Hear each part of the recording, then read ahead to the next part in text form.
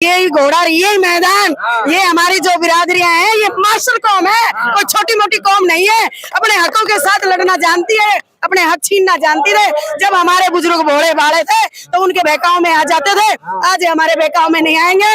और ये शैलजा की चाल है जो बीजेपी में आना चाहती है। अब ओबीसी को दिया गया था, ध्यान दो इस बात पे, जब ओबीसी को आरक्षण दिया गया तब उनका क्यों नहीं बटा, सैनियों का और यादव का, कुम्हारों का, बीसी का क्यों नहीं बटा? आज हमारा क्यों? 78 साल से वोट हम लोग देते आ रहे थे कांग्रेस का, मगर वो उन लोगों ने हमारे पेट पे लात मार के और हमारा वोट का जो हक था, हम जो वोट डालते थे उस वोट को यूज करके और हमें सीढ़ियां बनाते गए, वो आगे बढ़ते गए और हमारा हक खाते गए। हुड्डा ने हमारे पेट पे लात मारी। ये कांग्रेस सरकार हाथ नहीं हथौड़ा है और डीएससी का से इन्होंने सिर पे मारा है। अब सीधा सीधा है, आप नहीं देख रहे? भारतीय जनता पार्टी को जब से डीएससी ने वोट दिया तब से बनी है। ये पहले कहाँ बीजेपी बनती थी? पहले ये देखो, सीधी सीधी बात है। ये तो पहले मलाई खा ली, अब उनके पेट बड़े बड़े हो गए भाई, बात है ये। तो दोस्तों चारों तरफ आप इस समय देख सकते हैं लाखों की संख्या में डीएससी समाज के तमाम लोग आए हुए हैं और कुछ लोग हैं उनसे बात करेंगे। माता जी भी आए, कहाँ से आए हैं? मैं जिला महेंद्रगढ़ नारनौल से राजेश्वरी इंदौरा। ओके, हाँ जी। तो क्या लग रहा है? ऐसा है, देखिए आप सभी जानते हैं कि 2006 में जब हुड्डा सरकार आई थी तब जैसे 94 में हमें हक दिया गया था अमर सिंह धानक द्वारा, भजनलाल सरकार में भाई 20% आरक्षण में आधा आधा होना चाहिए और वो हमें 2004 तक सही तरीके से मिला और उससे हमारे समाज की जो जातियां हैं उन्होंने काफी तरक्कियां की। जब ये लगा, जो भाई हमारे वहाँ बैठे हैं SC बी की समाज के जो हैं भाई, ये लोग तो आगे बढ़ गए, क्योंकि 78 साल से वोट हम लोग देते आ रहे थे कांग्रेस का, मगर वो उन लोगों ने हमारे पेट पे लात मार के और हमारा वोट का जो हक था, हम जो वोट डालते थे उस वोट को यूज करके और हमें सीढ़ियां बनाते गए, वो आगे बढ़ते गए और हमारा हक खाते गए। और 2006 में जब हुड्डा सरकार आई और जब उन्होंने देखा कि ये लोग भी हमारे बराबर आ गए, तो जैसे आप जानते हो शैलजा जी से लेके गीता भुक्कल जी से लेके इन्होंने दबाव बनाया हुड्डा सरकार के ऊपर और हमारा हक फिर दोबारा छीन लिया। और उन्होंने क्या फैलाया कि ये भाईचारा है हमारा, सरकार भाईचारा तोड़ेगी, ये करेगी, हमें गुमराह कर दिया। हम भोले भाले लोग थे, हमें गुमराह कर दिया, जबकि हमने वोट भजनलाल जी को दिया था और सरकार भजनलाल जी की नहीं बनी और हुड्डा सरकार की बनी और हुड्डा ने हमारे पेट पे लात मारी। ये कांग्रेस सरकार हाथ नहीं हथौड़ा है और डीएससी का से इन्होंने सिर पे मारा है। डीएससी हाथ नहीं हथौड़ा है और डीएससी के सिर पे मारा है। सच्चाई तो ये है। आज डीएससी को फिर इलेक्शन है, क्या होगा? अब सीधा सीधा है, आप नहीं देख रहे? भारतीय जनता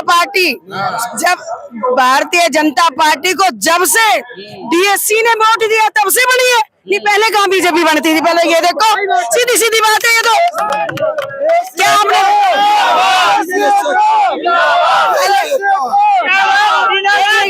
पहले कभी आपने देखा? इतिहास उठा के देख लीजिए, बीजेपी सरकार कभी बनी ही नहीं। क्यों नहीं बनी?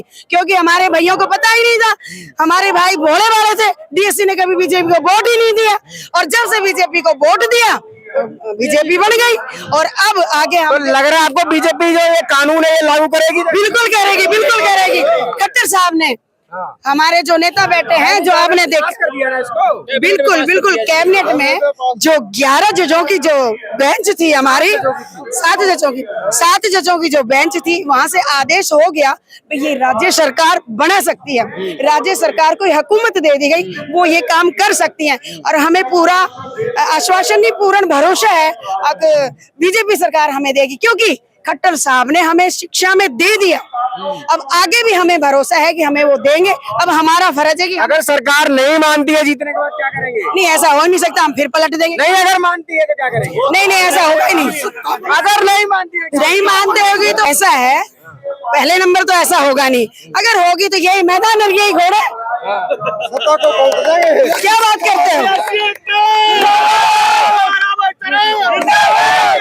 ऐसा है, हमारी देसी भाषा में कहा जाता है, बोला ये घोड़ा, ये मैदान, ये हमारी जो बिरादरियां हैं, ये मास्टर कौम है, कोई छोटी मोटी कौम नहीं है। अपने हकों के साथ लड़ना जानती है, अपने हक छीनना जानती रहे। जब हमारे बुजुर्ग भोले भाले थे तो उनके बहकाओं में आ जाते थे, आज हमारे बहकाओं में नहीं आएंगे। और ये शैलजा की चाल है जो बीजेपी में आना चाहती है, ये चाल है उसकी।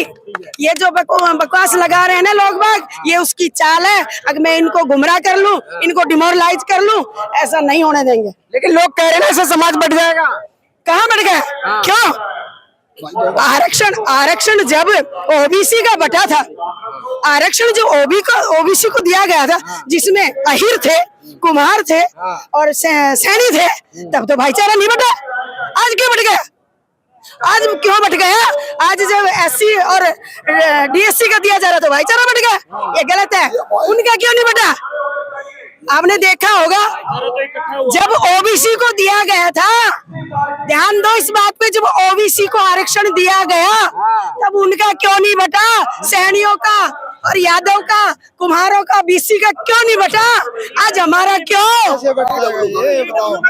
और ईडब्ल्यू का भी नहीं बटा। तो ऐसी वो कह रहे हैं कि भाई अलग से 10% ले लो ना आप लोग। क्यों ले ले? अलग से ले लो 10%। कहाँ से देंगे? किसका देंगे? किससे छीनेंगे? क्या कह रहे जैसे ईडब्ल्यू उसका मैंने आप भी 10% ले ले। ना, हमारा तो पहले से है ही, हम उनसे क्यों ले? हमें तो सरकार ने, बाबा साहब ने पहले से दिया हुआ है और भजनलाल सरकार ने बांट दिया था, तो औरों के उसमें क्यों जाए हम? तो देश की इतनी बड़ी लीडर मायावती है, फिर क्यों विरोध कर रही है इसका? इसका विरोध क्यों कर रही है मायावती? क्योंकि उन्होंने पहले मलाई खा ली ना।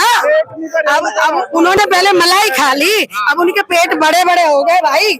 बात है ये, पेट बड़े बड़े पेट हो गए अब उनके। इसलिए क्या कहेंगे?